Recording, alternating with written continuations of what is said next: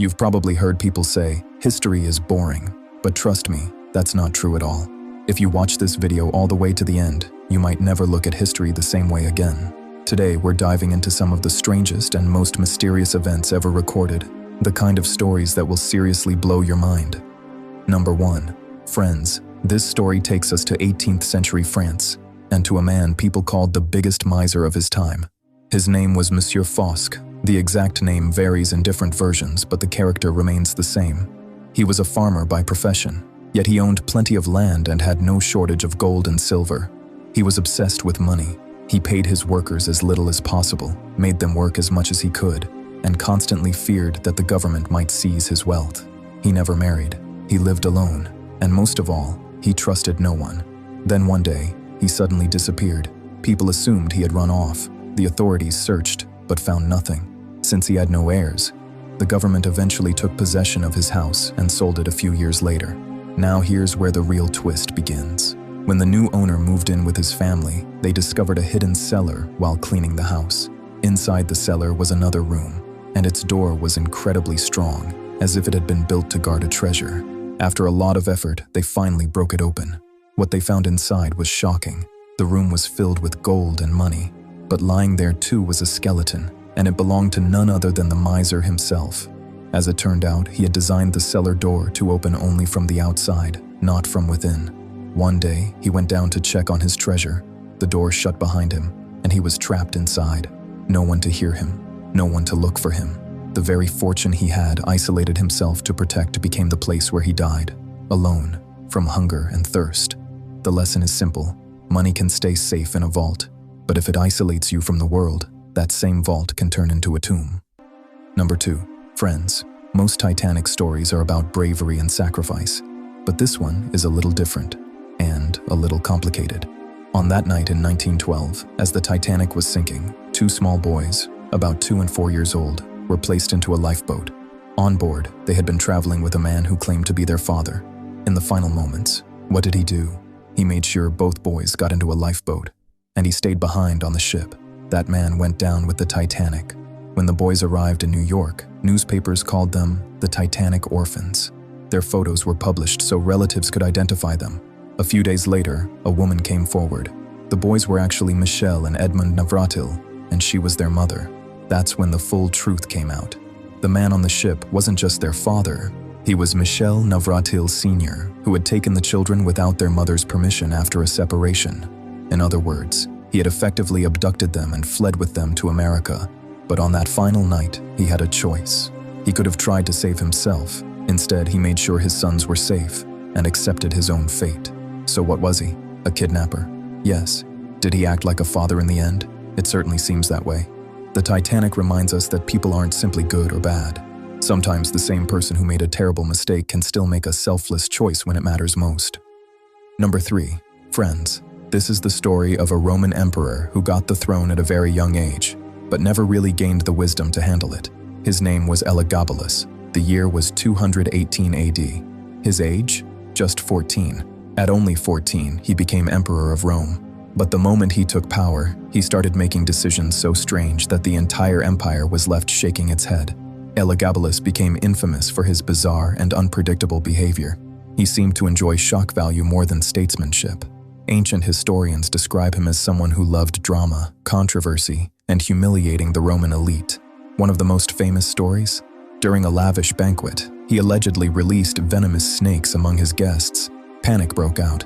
People were trampled, bitten, and injured, and the emperor, supposedly amused by the chaos, he ignored long-standing Roman traditions, played with religious offices, and even elevated his own chosen deity above Rome's traditional gods. For a society built on discipline, order, and pride, this was too much. Eventually, support from the military and the political elite collapsed, and the biggest twist? His own grandmother, Julia Maesa, the woman who helped put him on the throne, turned against him. By the age of 18, Elagabalus was removed from power and killed.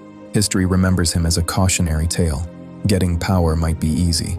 Keeping it requires judgment, restraint, and balance. Rome had many emperors, but very few as strange or as reckless as Elagabalus. Number 4. Friends. Today we talk about pepper spray and personal alarms for self-defense. But imagine being a woman in the late 19th century. What was her self-defense tool? A long, sharp hat pin. Back then, women wore large, elaborate hats that had to be secured with metal pins. And these weren't tiny accessories. Some hat pins were 8 to 10 inches long and sharp enough to do real damage. As cities grew and street harassment became more common, many women decided, if someone grabs me, this hat pin is coming out. And they meant it. There are documented cases where women used hat pins to stab or jab men who were harassing or assaulting them. And trust me, these weren't decorative toys. A solid jab could cause serious injury. But here's where it gets ironic. Around the early 1900s, some men began complaining that women were walking around with dangerous weapons. Instead of focusing on harassment, the concern shifted to the pins. By 1909, several US cities introduced laws limiting the length of hat pins, often somewhere between 5 and 9 inches. The official reason? Public safety. So first, women had to worry about being harassed. Then, they had to worry about their hat pins being too long. The story is both amusing and revealing. When women weren't given protection, they turned fashion into protection. Number 5. Today's story takes us to the Ottoman Empire, where, before wearing the crown, spilling blood was sometimes considered legal. Back then, it wasn't automatically the oldest son who became sultan. Princes were sent to govern different provinces, building power and loyal followers. And when a sultan died, it often turned into a real-life Game of Thrones between brothers. In the 15th century, Sultan Mehmed II made it official. He introduced a law stating that whichever prince claimed the throne could execute his brothers for the good of the state. The reasoning? Prevent civil war. The idea was that sacrificing a few royal lives might save thousands of soldiers from dying in a long, bloody conflict. But in reality, it was brutal. When Sultan Mehmed III took the throne in 1595, he reportedly had 19 of his brothers executed almost immediately. It was one of the most extreme examples of this policy in action. Over time, the empire shifted strategies. Instead of execution, rival princes were locked away in a system called the cafés, essentially palace confinement, to prevent rebellion without outright killing them. It's a harsh reminder that in the world of absolute power, even brotherhood could be sacrificed for stability. History isn't just dramatic. Sometimes it's downright ruthless. Number 6. Today we're talking about a time when courts didn't rely on evidence. They relied on what people believed was God's judgment. Let's start in ancient Babylon. Around 1792 to 1750 BCE, King Hammurabi created one of the earliest legal codes. Even in his laws, you'll find references to something called an ordeal, a test to determine guilt. For example, if someone was accused of witchcraft, they could be thrown into a river. If they survived, they were considered innocent. If they drowned, well, the case was closed. Now fast forward to medieval Europe, especially England in the 12th and 13th centuries. They had similar practices called trial by ordeal and trial by combat. So how did these trials actually work? Trial by hot iron. The accused had to carry a red-hot iron bar for a few steps. Their hand was then bandaged, and after 3 days the wound was examined. Healing properly? Innocent. Infected? Or worse, guilty. Trial by water. The accused was tied up and thrown into water. The belief was that holy water would reject the guilty. If you floated, guilty. If you sank, innocent. The problem? Proving you were innocent could literally cost you your life. Trial by combat. The accuser and accused fought each other. People believed God would give victory to the innocent. Many of these fights ended in serious injury or death.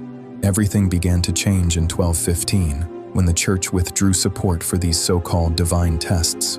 After that, England gradually moved toward the jury system, where decisions were based on evidence and human reasoning, not fire, water, or swords. Think about that for a second. Modern trials may take time, but at least no one hands you a red-hot iron bar. So what do you think about these events? Let me know your thoughts in the comment section below. And if you enjoy content like this, don't forget to subscribe to the channel for more incredible history stories. I'll see you in the next video.